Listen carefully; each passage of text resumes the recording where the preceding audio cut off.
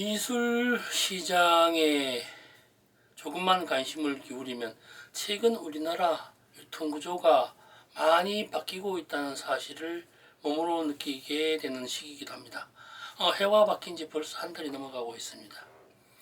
이러한 시점에 기존의 판매 방식이나 변화하는 세계 시장에 적응하지 못하면 안 된다는 아주 원론적인 말을 많이 합니다. 관련자들이 이런 얘기 많이 하죠. 학자가 되든 평론가가 되든 갤러리스가 되든 이런 얘기 되게 많이 합니다. 우리나라 미술 시장만으로는 한계가 있기 때문에 해외 시장을 개척해야 하고 국내 작가를 지속적으로 해외에 소개하여야 한다고 말합니다. 근데 참 재미있는 거는요, 이런 말 아무나 할 수 있습니다.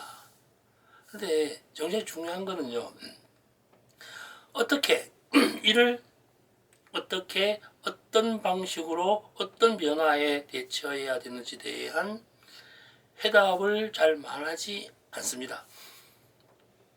뭐 좀 모호하기도 하고 어렵기도 하고 모르기도 한 부분이긴 합니다만 어쨌든 누군가가 해결해야 될 부분인 것은 분명합니다. 그냥 무턱대고 그냥 작정 부딪혀서 해결할 문제는 아닌 것 같습니다. 안녕하세요. 미술시장의 새로운 패러다임을 구축해 나가고 있는 미술만평 217회차 박정수입니다. 2022에서 2023으로 숫자가 바뀌었는데도 별 변화가 없는 세상을 살고 있습니다. 이럴 때 구독과 좋아요는 알림 중은 숫자를 변화시킬 수 있는 힘이 됩니다. 네, 오늘은요, 지난 회차에 이어서 다른 미술 시장의 이해 두 번째 이야기를 해보고자 합니다. 좀 불편한 이야기일 수 있겠습니다만 좋은 작품과 돈 되는 작품에 대한 이야기를 하고자 합니다. 지난 회차에서 원로 화가님 작업실에 쌓인 수백 점의 작품과 유족이 보관하고 있는 작품들에 대한 마케팅 해법이 필요하다라고 말씀드린 바 있었습니다. 그러면서 미술관이나 여타 기관에 기증하려고 해도 기증받지 않은 이유가 작품의 가격, 시장에서 형성되지 못한 작품 가격이라는 말씀을 드리기도 했었습니다. 소장하고 있는 분들이 워낙 귀한 작품이기 때문에 한 점에 1,000만 원, 2,000만 원, 1억 부를 수 있겠지만 시장에서 거래되는 가격들은 그거하고 천양지차거든요. 기관이 되든 미술관이 되건 어떤 기증 관계를 정리하고자 하면 작품 수준도 물론 당연하게 있어야 되지만 거기에 함께 어우러져 가는 것이 작품 가격으로 평가된다라고 말씀드린 것입니다. 그래서 현실은 비싸거나 유명하면 좋은 작품이 되는 세상이다. 이런 얘기를 말씀드렸던 바 있었죠. 여기서 미술 시장에서 저도 한 30년 가까이 넘는 시간 동안 갤러리스트로 미술 시장에서 큐레이터, 딜러, 매니저, 대표 별거 다 해봤습니다. 그런데 아주 솔직히 말씀드리면요, 지금도 좋은 작품이 어떤 작품인지 명확히 알지 못합니다. 개인적으로 좋아하는 작품들은 분명히 있죠. 이중섭의 소그림이 왜 좋은지 모르겠습니다. 청경자 화백의 아프리카 들판의 그 풍경이 왜 그게 몇억 몇십억이 되는지, 그 작품에 어떤 감성이 스며 있는지, 박수근의 시장 사람들이나 팔레타가 왜 한국의 정서라고 이야기하는지 잘 이해 못하고 있습니다. 도통 모르겠습니다. 제가 무식해서 그런가 봅니다. 그러니까 그림을 보고 미술품을 보고 감동이라고 하는 것을 명확히 느껴본 적이 없다라는 거죠.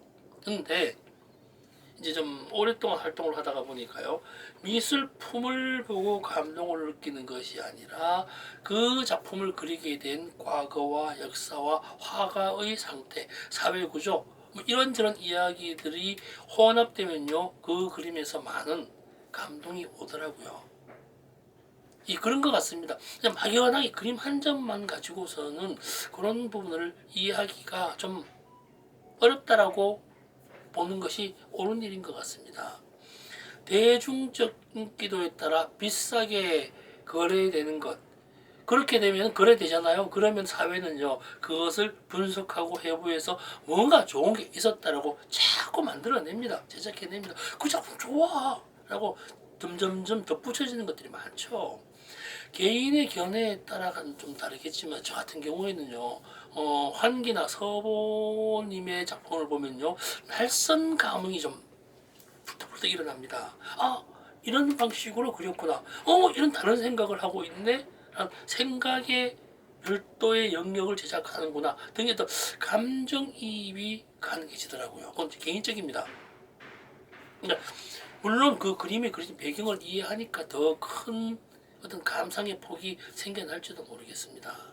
뭐 영화도 그러잖아요. 유명한 영화 감독은 과거의 영화에 제작된 상태와 과거 영화를 봤기 때문에 이러한 영화일 수도 있겠다라고 했는데 그 감독이 영화를 보면 전혀 다른 세계를 보여주죠. 거기서 그냥 그 배우 그 영화 감독 참 대단하다. 영화 감독이 배우 잘 선정했다. 참 그러니까 그 배우 그 감독이지라는 이야기를 하게 되는 것 같습니다. 근데 이게요 비싸다는 것은 함부로 가질 수 없다는 것이고요. 유명하다는 것은 그만큼 알려져 있다는 것을 말하는 거 아닌가요? 다이아몬드가 비싼 것은 뭐 가격 문제도 있긴 하지만 대다수 사람이 다 가질 수 없다는 희소성 때문입니다. 또 재차 반복되는 얘기지만요. 희소성이란 가지고 싶을 때 노력하면 가질 수 있는 정도가 되어야 합니다. 노력해도 안 되는 것은 희소성이 아니죠. 비싸거나 유명한 미술품은 그만큼 흔하다는 말도 됩니다. 대중 스타의 작품이 비싼 것은 작품이 흔한 것이 아니라 그 대중 스타의 인지도가 흔하기 때문에 비싸지게 되는 것이죠. 다만 대중 스타의 작품에 대한 좋고 나쁨에 대한 잣대를 들이댈 수 없기 때문에 왜 좋은지 왜 비싼지에 대한 판단 근거는 좀 말씀드리기가 좀 어렵습니다. 그래도 어떡합니까? 유명이라는 대중성을 있다는 사실 인정을 해야죠. 근데 유명세가 사라졌을 때에도 그림 가격이 비쌀 것인가에 대한 보증은 좀 어렵죠. 과거에 왕건 그런 적이 있었습니다. 생존에 계실 때는 가격이 참 비쌌는데 돌아가시자마자 가격이 확 떨어지는 경우가 있죠. 그러면 그 예술가의 그 화가의 인지도와 명성과 사회적 가치가 작품 세계에서 삭제되어 버리죠. 그러니까 가격이 떨어지더라고요. 이 근자에도 이런 한국 미술 시장의 한계를 극복해야 될 부분이 많죠. 물론 정치적인 예술가도 있긴 하지만 정말로 최선을 다해서 예술 작품을 했는데 어떤 관계나 조건, 사회 조건 아니면 우리 이데올로기 문제에 의해 가지고 미술 시장에 진입하지 못한 분들이 많습니다. 하고자 했지만 어떤 상황에 의해서 못하신 분들 그러한 작품에 대해서는 재조명하고 가치를 재발견해야 될 시기인 것은 분명합니다.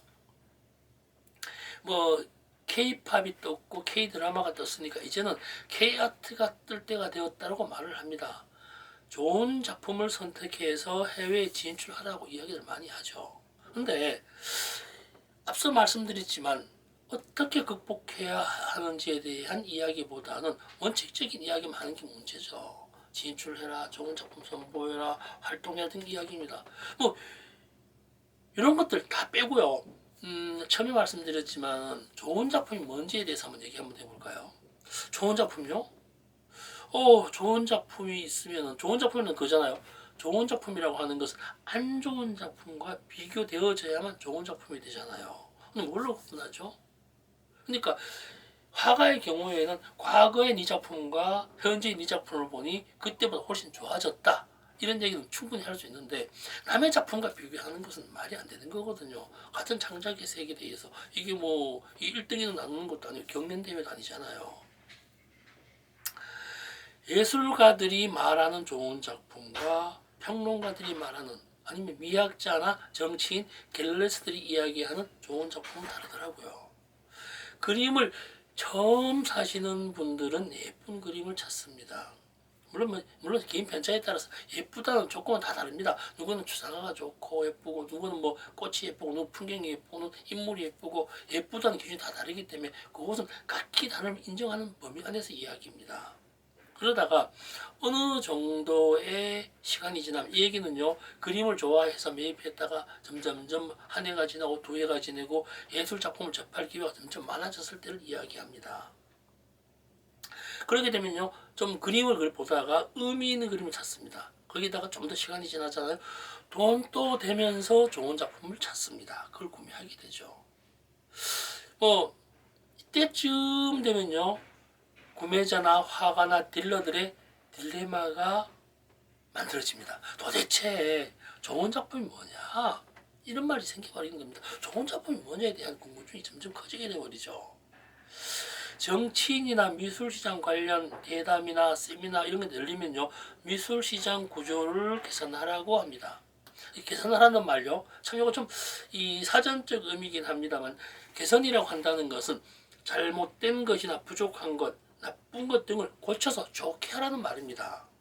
근데 미술시장을 개선하라고요? 뭐가 나쁘죠? 뭐가 나빴죠? 나쁜 것이 명확해야 그걸 고쳐내죠. 나쁜 거는요, 그림 안 팔릴 때 제일 나쁩니다. 아트페어 나서 그림 안 팔리면 제일 나쁜 아트페어죠. 그림 잘 팔리면요, 누가 좋지 않은 어떻게 하든 좋은 아트페어가 되는 것이고요. 고급지다는 것도 비싼 그림들이 팔려야만 고급지죠. 안 팔리잖아요. 그냥 그 볼거리밖에 없는 그런 게 돼버리죠. 그러니까 미술시장 구조 개선에 있어서, 개선이라고 말을 쓰려면 안 좋은 그 무엇이 명확해야 된다는 것이죠. 이 부분을 좀 짚고 넘어가야 될 필요가 있습니다. 한 가지는 있죠. 그 중에 좀 개선돼야 될 부분은 개인적인 사견입니다만, 요즘은 과학기술이 많이 발달하다가 보니까 재료에 대한 분석뿐만 아니라 캔버스 종에 대한 비교 데이터가 충분히 축적되기 충분히는 아닙니다. 지금 서서히 축적되기 시작합니다. 알료를 분석하고 종이를 분석하고 연대를 측정하고 많습니다. 거의 비교적 정확하게 나오는 것을 알고 있습니다. 그런데 미술 시장에서는 미술 감정할 때 과학 감정을 잘 사용하지 않죠. 안목 감정을 못 믿는다는 것보다는 과학 감정을 했을 때 발생하는 다양한 문제들이 있다는 것을 인지하고 있기 때문입니다. 어떤 문제가 발생하는지는 여기서 말씀드리기는 곤란한 부분이 있습니다. 상상에 맡겨야 될 것 같습니다.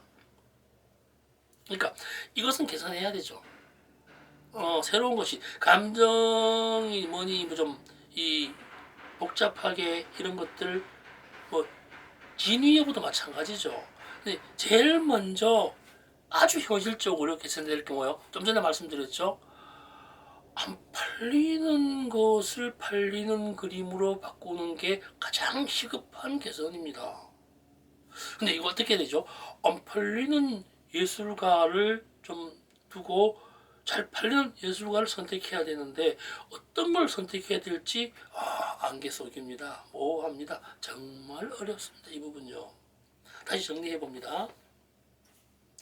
좋은 작품이 뭔지를 모르기 때문에 갤러리에서는 신진 화가를 발굴하여 좋은 작품이라고 끊임없이 계도하고 홍보하고 알리는 일에 전념을 해야 됩니다. 전달시켜야 됩니다. 좋다라고 세뇌시켜야 됩니다. 그래야만 그 그림이 좋아지거든요. 처음 봤는데 뭘 합니까? 처음 봤는데 좋은지 나쁜지 어떻게 합니까? 왜 좋은지에 대한 근거를 지속적으로 개발해내야 되는 것이 갤러리스트의 역할이고 안목인 것 같습니다. 근데 이 그림이 사회의 산물이면서 사회의 일부가 될 때까지에 대한 지속성을 유지해야 된다는 거죠. 사회의 일부라면 이념과 구조를 따르게 되겠죠. 자본주의 산물이면서 자본주의 속성의 하나인 이익이 추구되어야 되겠죠. 이익 추구를 할 수 있는 바탕을 만들 때까지 수많은 노력이 필요한 것입니다. 좋은 작품과 돈 되는 작품은요, 결국은 자본주의 시장 안에서라면 같은 개념이라는 말씀을 드리면서 오늘 한번 정리해 보고자 합니다. 오늘 마무리하면서요, 예술은 그리는 것이 아니라 자기의 어떤 쾌를 위함이 아니라 제작해야 한다는 말에 방점을 두면서 오늘 마치겠습니다. 네, 즐거운 하루 되십시오.